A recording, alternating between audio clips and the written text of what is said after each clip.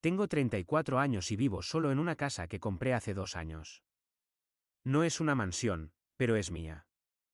Trabajo desde casa, tengo una rutina simple, y la mayoría de los días son tranquilos. No diría que soy feliz en el sentido tradicional, pero estoy en paz. Hay una diferencia. La paz vino después de hacer cosas que nunca pensé que haría. Después de tomar decisiones que me asustaron incluso mientras las tomaba. Pero eran necesarias. Ahora entiendo eso. Hace 5 años, mi vida era completamente diferente. Tenía una familia. O al menos, creía que la tenía. Fui adoptado cuando tenía 3 años. Mis padres adoptivos, Roberto y Elena, ya tenían un hijo biológico, mi hermano mayor Javier. Él tenía 5 años cuando llegué. Crecí en esa casa creyendo que era parte de algo. Me dijeron que era especial, que me habían elegido. Durante años, me aferré a esa palabra. Elegido.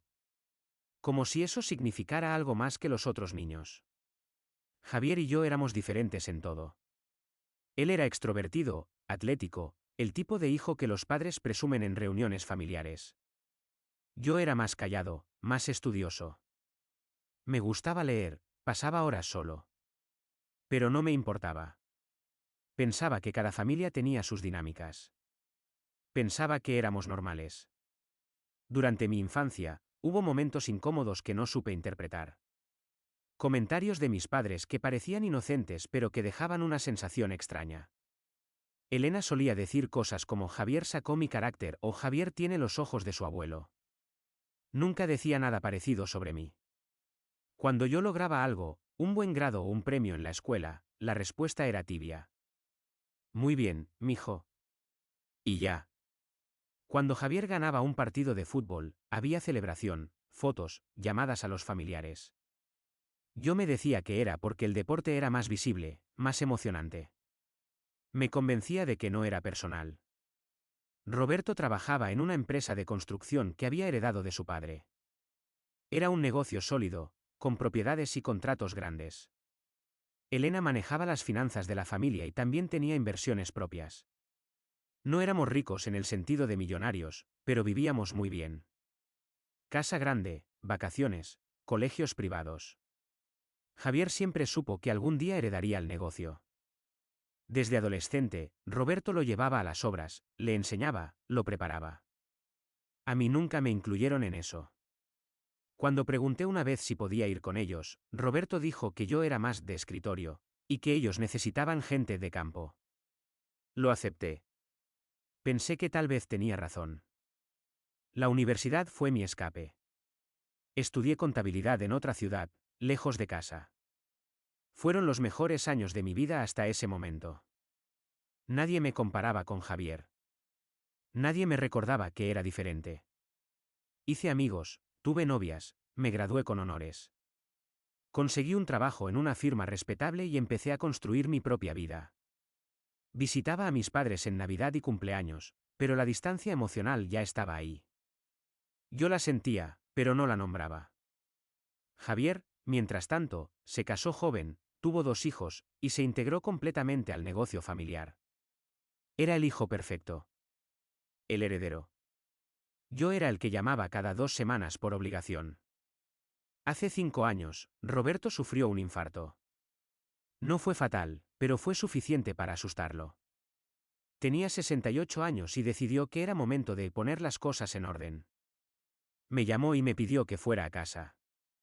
Dijo que era importante, que necesitaban hablar conmigo y con Javier sobre el futuro. Tomé un vuelo ese mismo fin de semana. Pensé que tal vez, finalmente, me incluirían en algo. Tal vez hablaríamos de la herencia, de cómo dividir las cosas de manera justa. Nunca esperé mucho, pero pensé que al menos me considerarían. Yo era su hijo también. Eso creía. Llegué un viernes por la tarde. La casa estaba igual que siempre. Elena me recibió con un abrazo mecánico, de esos que das por costumbre. Roberto estaba en la sala, sentado en su sillón favorito. Se veía más viejo, más cansado. Javier llegó poco después con su esposa y sus hijos. Cenamos juntos esa noche. La conversación fue superficial. Los niños corrían por la casa, Javier hablaba de un nuevo contrato que había conseguido. Elena preguntaba por mi trabajo sin realmente escuchar las respuestas. Yo estaba ahí, pero no estaba. Era una sensación familiar. Al día siguiente, Roberto nos llamó a Javier y a mí a su oficina. Era un cuarto en el segundo piso donde guardaba documentos, fotos viejas, recuerdos. Elena también estaba ahí. Se sentaron frente a nosotros, y Roberto sacó una carpeta. Dijo que había actualizado su testamento y que quería que supiéramos qué había decidido. Mi corazón latía rápido. Javier estaba relajado, casi aburrido. Roberto abrió la carpeta y empezó a hablar. Dijo que el negocio, las propiedades, las inversiones, todo, absolutamente todo, sería para Javier. Dijo que Javier había trabajado duro, que había demostrado compromiso, que era el futuro de la familia. Luego me miró a mí. Y dijo algo que todavía escucho en mi cabeza cuando cierro los ojos. Tú eres adoptado. No llevas nuestra sangre. Los adoptados no merecen nada de esta familia. El silencio que siguió fue tan denso que podía sentirlo presionando contra mi pecho. Miré a Roberto, esperando que dijera algo más, que explicara que era una broma de mal gusto, que había malinterpretado sus palabras. Pero él solo me sostuvo la mirada, sin parpadear, sin incomodidad. Como si acabara de decirme algo perfectamente razonable. Elena estaba a su lado, con las manos cruzadas sobre el regazo, asintiendo levemente. No dijo nada. No me defendió. Ni siquiera pareció sorprendida. Esto no era una decisión impulsiva. Ellos habían hablado de esto. Habían estado de acuerdo. Me giré hacia Javier. Mi hermano. El chico con el que había crecido, con el que había compartido habitación durante años cuando éramos niños, con el que había jugado videojuegos hasta la madrugada. Esperaba ver algo en su rostro. Incomodidad, quizás. Vergüenza. Algo que me dijera que él tampoco esperaba esto. Pero lo que vi fue peor. Javier sonreía. No era una sonrisa grande, no era exagerada. Era pequeña, satisfecha. Una sonrisa de victoria. Se recostó en su silla, cruzó los brazos, y me miró directamente. ¿Quedaste fuera, perdedor?, dijo. Su voz era casual, casi juguetona. Como si esto fuera un partido de fútbol que acababa de ganar. Algo dentro de mí se rompió en ese momento. No fue dramático. No grité ni golpeé nada. Simplemente sentí como algo que había sostenido mi vida entera, alguna estructura invisible que me mantenía de pie, se desmoronó. Durante 31 años, había vivido con la idea de que pertenecía a algún lugar. Que tenía una familia. Que había gente que me quería, aunque fuera de forma imperfecta. Y en un segundo, esa ilusión se evaporó. No era su hijo. Nunca lo había sido. Era un proyecto de caridad que había cumplido su propósito y ahora podía ser descartado. No recuerdo qué dije. Creo que nada. Me levanté, salí de la oficina, bajé las escaleras. Escuché a Elena llamándome, su voz preocupada pero no urgente. Como si estuviera llamando a alguien que olvidó algo sin importancia. No me detuve. Salí de la casa, subí a mi carro, y manejé. No tenía un destino. Solo necesitaba moverme. Terminé en un estacionamiento vacío cerca de un parque. Apagué el motor y me quedé ahí, mirando el volante. Esperaba llorar. Esperaba sentir algo explosivo. Pero lo único que sentía era un vacío enorme. Como si alguien hubiera sacado todo lo que yo era y dejado solo el cascarón. Me quedé en un hotel esa noche. No podía volver a esa casa. Al día siguiente, tomé un vuelo de regreso a mi ciudad. No me despedí. No respondí los mensajes de Elena preguntando si estaba bien. Bloqueé el número de Javier. Durante las siguientes semanas, intenté seguir con mi vida normal. Iba al trabajo, hacía mi rutina, pero todo se sentía irreal. Como si estuviera viviendo la vida de otra persona. Mis amigos notaron que algo andaba mal. Les dije que había tenido problemas familiares pero no entré en detalles. No sabía cómo explicarlo. ¿Cómo le dices a alguien que tu familia te borró de su vida porque no compartías su ADN? Un mes después, recibí una llamada de un número desconocido. Normalmente no contestaba, pero algo me hizo responder. Era una mujer. Se presentó como Patricia Morales, abogada. Me dijo que necesitaba verme, que tenía información importante sobre mis padres biológicos. Sentí una sacudida de adrenalina. Nunca había buscado a mis padres biológicos. Siempre pensé que no tenía sentido. Pero ahora, después de lo que había pasado, la curiosidad me quemaba. Acordamos vernos en su oficina al día siguiente. Patricia era una mujer de unos 50 años, profesional, seria. Me ofreció café y luego se sentó frente a mí con una carpeta gruesa. Me explicó que había estado buscándome durante meses. Mis padres biológicos habían muerto hacía 2 años en un accidente de tránsito. Se llamaban Fernando y Lucía Mendoza. Patricia había sido la abogada de Fernando durante años. Me mostró fotos. Eran gente mayor, de clase media alta. Fernando había sido dueño de una cadena de farmacias exitosa. Lucía había sido doctora. Me dijo que me habían dado en adopción porque eran muy jóvenes cuando nací, apenas 21 años, estudiantes universitarios sin recursos. La familia de Lucía era muy religiosa y conservadora, y los había presionado para que me entregaran. Fue una adopción cerrada. Ellos nunca supieron dónde terminé. Pero años después, cuando ya estaban establecidos y casados oficialmente, trataron de encontrarme. Patricia dijo que Fernando nunca dejó de buscar. Contrató investigadores, revisó registros, gastó años y mucho dinero tratando de dar conmigo. Pero las adopciones cerradas de esa época eran casi imposibles de rastrear. Finalmente, unos meses antes del accidente, lograron encontrarme. Pero tenían miedo de interrumpir mi vida. Patricia dijo que Fernando había decidido esperar, observar desde lejos, asegurarse de que yo estuviera bien. Y entonces el accidente sucedió. Murieron antes de poder contactarme. Patricia deslizó un documento hacia mí. Era un testamento. Fernando y Lucía no habían tenido más hijos. Toda su fortuna, que incluía propiedades, inversiones, acciones de la cadena de farmacias que ahora manejaba un socio, todo estaba destinado a mí. Patricia me dijo la cantidad. No voy a escribirla aquí porque todavía me parece surreal, pero era suficiente para cambiar una vida completamente. Era más dinero del que Roberto y Elena tenían combinados. Mucho más. Me quedé mirando el documento sin poder procesar lo que estaba viendo. Hace un mes, mi familia adoptiva me había dicho que no merecía nada porque no era de su sangre. Y ahora, mi familia biológica, gente que nunca conocí, me había dejado una fortuna. La ironía era tan cruel que casi me hizo reír. Patricia me explicó los pasos legales, los documentos que necesitaba firmar, los tiempos. Todo era legítimo. Todo era real. Cuando salí de su oficina, el mundo se sentía diferente. Como si las reglas hubieran cambiado sin avisarme. Durante los siguientes meses, me sumergí en el proceso legal.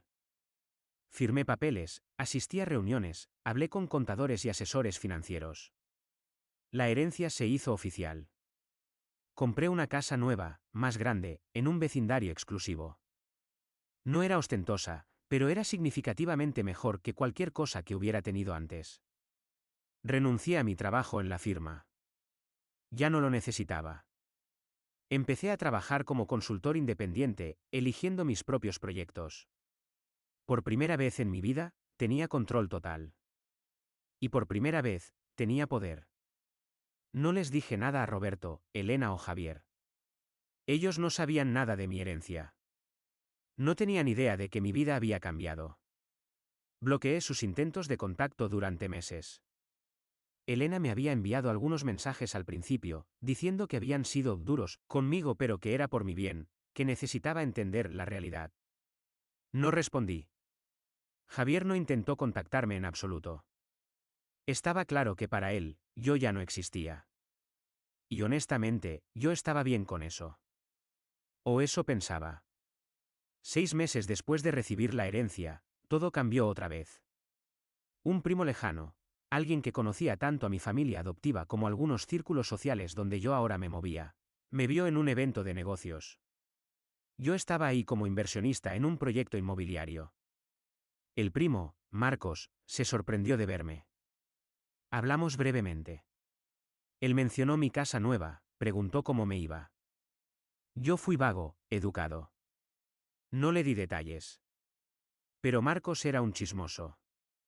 Y en ciudades como la nuestra, las noticias viajan rápido. Una semana después, recibí un mensaje de Elena. No lo había bloqueado en WhatsApp, solo había silenciado las notificaciones. El mensaje decía: escuché que te fue bien. Me alegro por ti. Deberíamos hablar. No respondí. Al día siguiente, otro mensaje. Este era más directo. Marcos nos contó sobre tu situación. No sabíamos que habías heredado. Tal vez podríamos reunirnos, aclarar las cosas. Sentí una oleada de asco. Ah, ahora querían hablar. Ahora que sabían que tenía dinero, los mensajes no pararon. Elena escribía cada 2 días. Sus textos empezaron siendo cautelosos, casi amables, pero con el tiempo se volvieron más insistentes. Deberíamos hablar como familia. Sé que las cosas se pusieron difíciles, pero podemos arreglarlo. Tu padre no está bien de salud, le gustaría verte. Cada mensaje me producía una mezcla de rabia y algo parecido a la satisfacción. Era obvio lo que estaba pasando. Marcos había hablado. Probablemente exageró, como siempre hacía. Y ahora Roberto y Elena sabían que el hijo adoptado que no merecía nada tenía más dinero que ellos. Podía imaginarme la conversación en su casa. La incomodidad. Tal vez algo de pánico. Ignoré los mensajes durante 3 semanas. Luego Javier apareció. Me escribió directamente, algo que no había hecho desde aquella tarde en la oficina de Roberto. Su mensaje era corto: hermano, necesitamos hablar. Sé que la cagué. Dame una oportunidad. La palabra hermano me quemó. Ahora yo era su hermano otra vez. Qué conveniente. No le respondí. 2 días después, se presentó en mi casa. No sé cómo consiguió la dirección, pero ahí estaba, tocando el timbre un sábado por la mañana. Abrí la puerta pero no lo dejé entrar. Nos quedamos en el umbral. Javier se veía incómodo, algo que nunca había visto en él. Siempre había sido seguro, dominante. Pero ahora miraba hacia abajo, las manos en los bolsillos. Bonita casa, dijo, intentando sonar casual. No respondí. Se aclaró la garganta. Mira, sé que las cosas no terminaron bien. Papá y mamá quieren verte. Yo también. Fuimos muy duros contigo. Tal vez dijimos cosas que no debimos. Tal vez. Como si hubiera alguna duda. ¿Qué quieren?, pregunté. Mi voz salió más fría de lo que esperaba. Javier parpadeó. Solo hablar. Aclarar las cosas. Somos familia. Ahí estaba otra vez esa palabra. Familia. La misma gente que me había dicho que los adoptados no merecían nada ahora quería reconectarse. La misma persona que me había llamado perdedor ahora estaba en mi puerta pidiendo una oportunidad. No, dije. No tenemos nada de qué hablar. Javier frunció el ceño. Vamos, no seas así. Todos cometemos errores. Papá no está bien. Sería bueno que lo vieras. Cerré la puerta. Lo escuché tocar el timbre otra vez, pero no volví a abrir. Desde la ventana lo vi quedarse ahí por unos minutos antes de irse. Pensé que eso sería suficiente. Pensé que entenderían el mensaje. Pero no conocía a Elena tan bien como creía. Una semana después, ella apareció. No tocó el timbre. Me envió un mensaje diciendo que estaba afuera y que no se iría hasta que hablara con ella. Salí porque no quería una escena con los vecinos. Elena se veía más vieja de lo que recordaba. Tenía el cabello más gris, más arrugas alrededor de los ojos. Intentó abrazarme pero di un paso atrás. Ella bajó los brazos, dolida. No tienes que ser así, dijo. Soy tu madre. Esas palabras me golpearon de una forma que no esperaba. No, dije. Tú me dijiste que no era parte de la familia.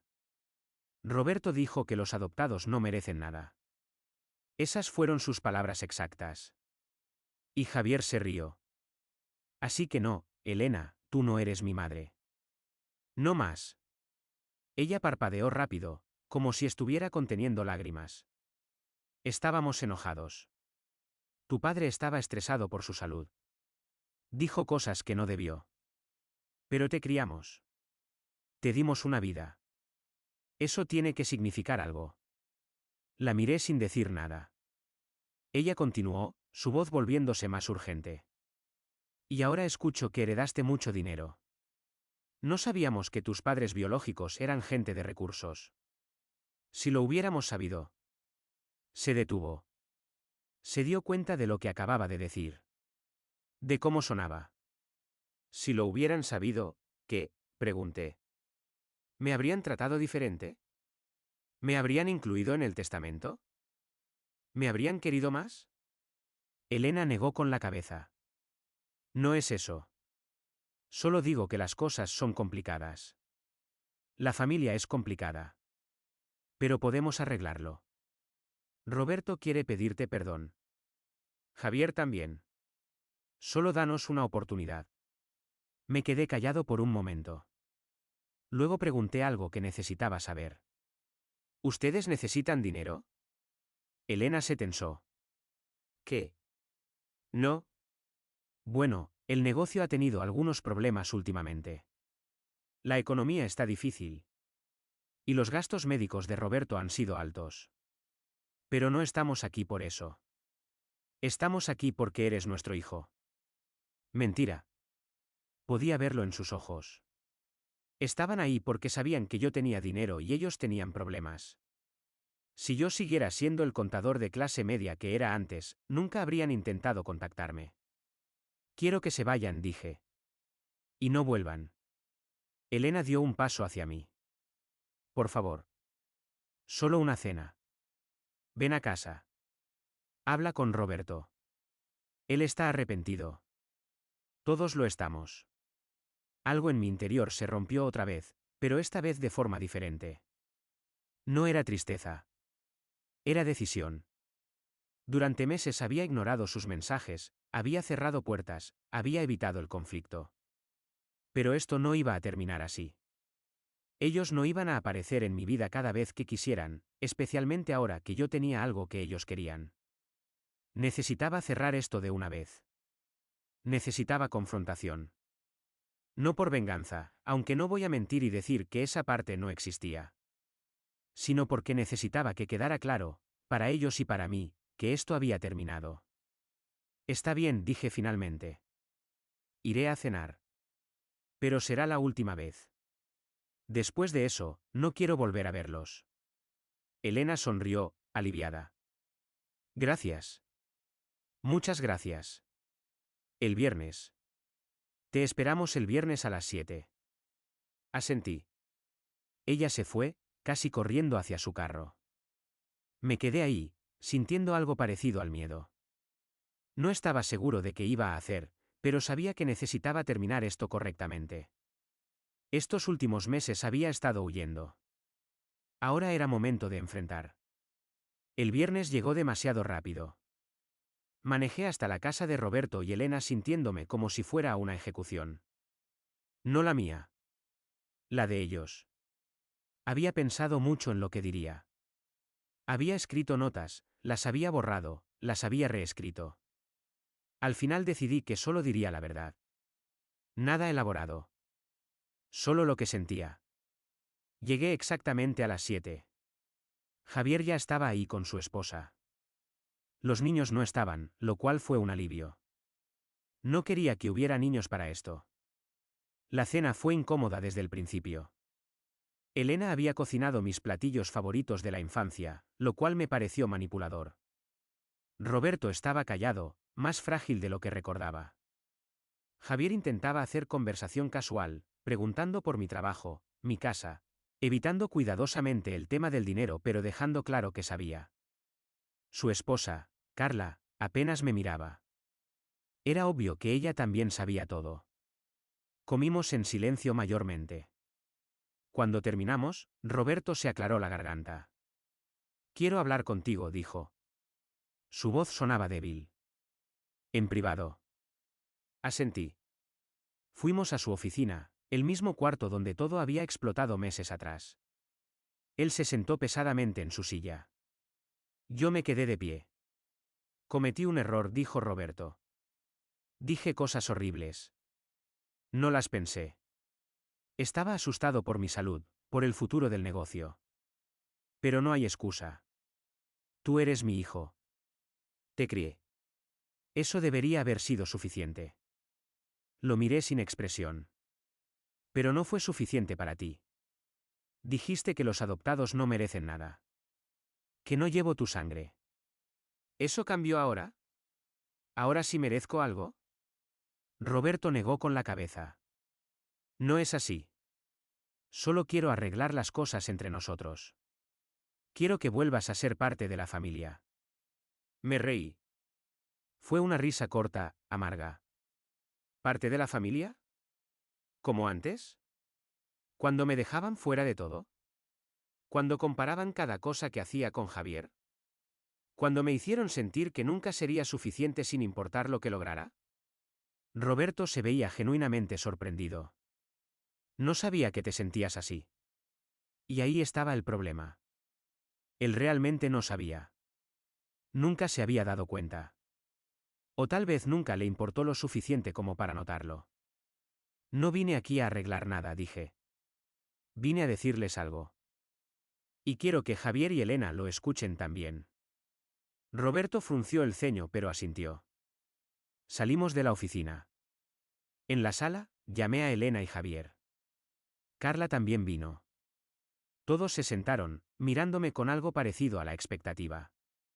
Como si esperaran que anunciara que los perdonaba, que todo volvería a ser como antes. Me quedé de pie frente a ellos. Sentí mi corazón latiendo fuerte, pero mi mente estaba clara. Había ensayado esto tantas veces en mi cabeza que las palabras salieron con más facilidad de lo que esperaba. Vine esta noche porque Elena me lo pidió, comencé. Y porque necesitaba cerrar esto de una manera definitiva. No vine a reconciliarme. Vine a decirles adiós. Elena abrió la boca para hablar, pero levanté la mano. Déjenme terminar. Durante 31 años viví creyendo que era parte de esta familia. Traté de ganarme su aprobación de todas las formas que supe. Saqué buenas calificaciones. Fui responsable. Nunca les di problemas. Pero nunca fue suficiente. Porque no importaba lo que hiciera, yo no era Javier. No era su sangre. Y ustedes se aseguraron de que yo lo sintiera cada día, aunque nunca lo dijeran directamente. Hasta ese día en la oficina cuando finalmente lo dijeron en voz alta. Roberto empezó a negar con la cabeza, pero continué. Me dijeron que los adoptados no merecen nada de esta familia. Esas fueron tus palabras exactas, Roberto. ¿Y tú, Elena, estabas ahí? Asentiste. No dijiste nada. Y tú, Javier, lo miré directamente, te reíste. Me llamaste perdedor. Como si esto fuera un juego que acabaras de ganar. La cara de Javier se puso roja. Carla miraba al suelo. Entonces me fui y continué. Y ustedes no me buscaron. No durante semanas. No hasta que alguien les dijo que yo había heredado dinero. Ahí sí aparecieron. Ahí sí querían hablar de familia. Ahí sí Roberto quería pedirme perdón. Mi voz se mantuvo calmada pero firme. Y quiero que sepan algo. Mis padres biológicos me buscaron durante años. Gastaron una fortuna tratando de encontrarme. Nunca dejaron de intentarlo. Y cuando murieron, me dejaron todo lo que tenían. Gente que nunca conocí me valoró más que ustedes, que me criaron. Elena empezó a llorar silenciosamente. No es justo, dijo. Te dimos una vida. Te dimos un hogar. Sacrificamos tanto por ti. Esa palabra, sacrificamos, me encendió algo. ¿Sacrificaron?, pregunté. Ustedes eligieron adoptarme. Yo no les pedí nada. Era un niño de 3 años. Y si criarme fue un sacrificio, entonces nunca debieron haberlo hecho. Los hijos no son inversiones que tienen que darte retornos. Javier finalmente habló. Entonces, ¿qué? ¿Vienes aquí a restregarnos tu dinero? ¿A hacernos sentir mal? Me giré hacia él. No, Vine a decirles que se terminó. No quiero su herencia. Nunca la quise. Lo que quería era ser tratado como parte de algo. Pero eso nunca va a pasar. Y ahora ya no lo necesito. Tengo mi propia vida. Tengo recursos. Tengo paz. Y ustedes no son parte de eso. Roberto se levantó, agarrándose del brazo de la silla. Eres muy orgulloso, dijo, su voz temblando. Te criamos, te dimos todo, y ahora nos das la espalda por un error. Un error. Todavía lo llamaba un error. No fue un error, dije. Fue la verdad. Finalmente dijeron en voz alta lo que siempre habían sentido. Y yo les agradezco por eso. Porque me liberó. Me quitó la culpa de nunca ser suficiente. Porque ahora sé que el problema nunca fui yo. Fueron ustedes. El silencio que siguió fue pesado. Carla miraba a Javier como esperando que dijera algo. Elena lloraba con la cara entre las manos. Roberto me miraba con algo parecido al odio. Javier finalmente se puso de pie. Entonces vete, dijo. Si eso es lo que quieres.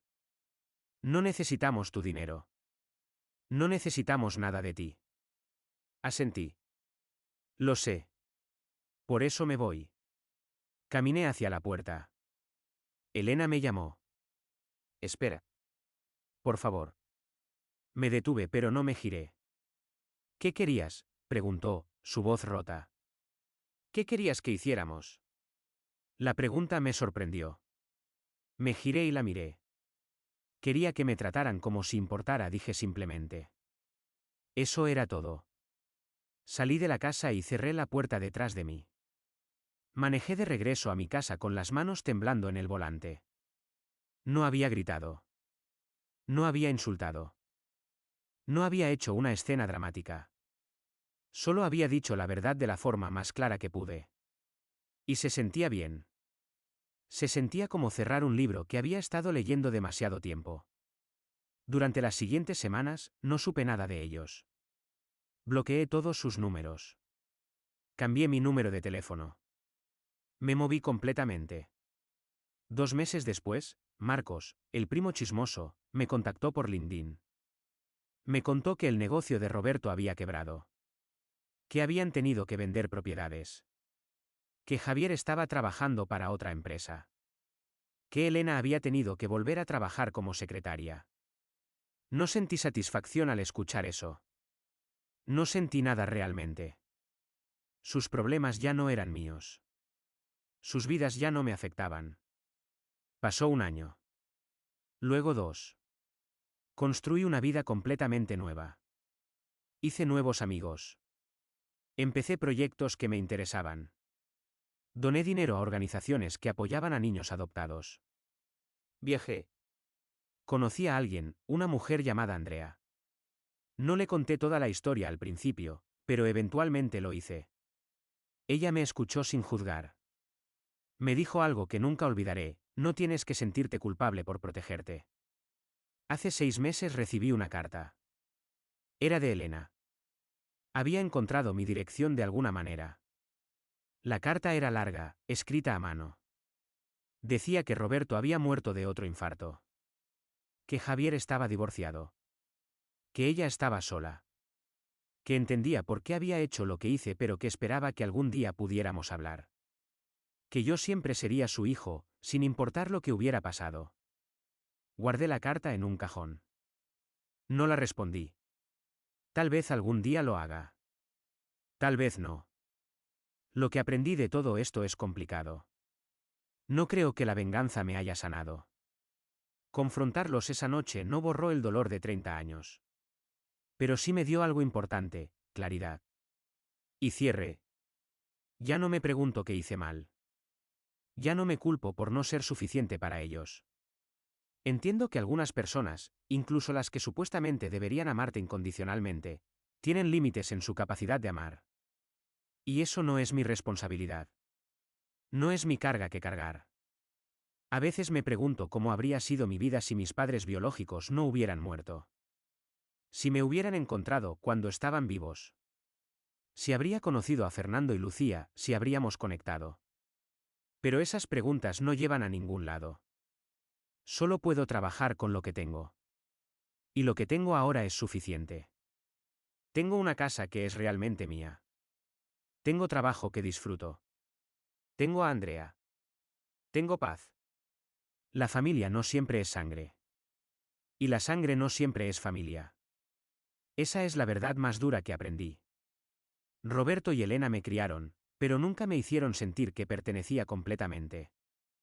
Fernando y Lucía nunca me conocieron, pero me valoraron lo suficiente como para seguir buscándome durante décadas. No sé qué dice eso sobre la familia o el amor o el destino. Solo sé que ahora, a mis 34 años, finalmente estoy construyendo mi propia definición de lo que significa pertenecer a algo. No hablo con Javier. No hablo con Elena. No visito la tumba de Roberto. Y no me siento mal por eso. Algunas relaciones están rotas de formas que no pueden repararse. Y está bien dejarlo ir. Está bien decir que ya no más. Está bien elegirse a uno mismo. Durante mucho tiempo pensé que hacer eso me convertiría en alguien egoísta o frío. Pero ahora entiendo que a veces, elegirse a uno mismo es el acto más valiente que puedes hacer. Todavía tengo días difíciles. Días donde pienso en lo que pudo haber sido. Pero esos días son cada vez menos frecuentes. Y cuando vienen, me recuerdo a mí mismo que lo que importa no es de dónde vienes, sino quién eliges ser con las cartas que te tocaron. Mis padres adoptivos me enseñaron, sin querer, que el amor no siempre es suficiente si viene con condiciones. Mis padres biológicos me enseñaron, sin saberlo, que nunca es demasiado tarde para demostrar que alguien importa. Vivo solo. Trabajo desde casa. Tengo una rutina simple. La mayoría de los días son tranquilos. No soy completamente feliz. No creo que alguien que ha pasado por lo que pasé pueda decir eso honestamente. Pero estoy en paz. Y eso, descubrí, es más valioso que cualquier herencia.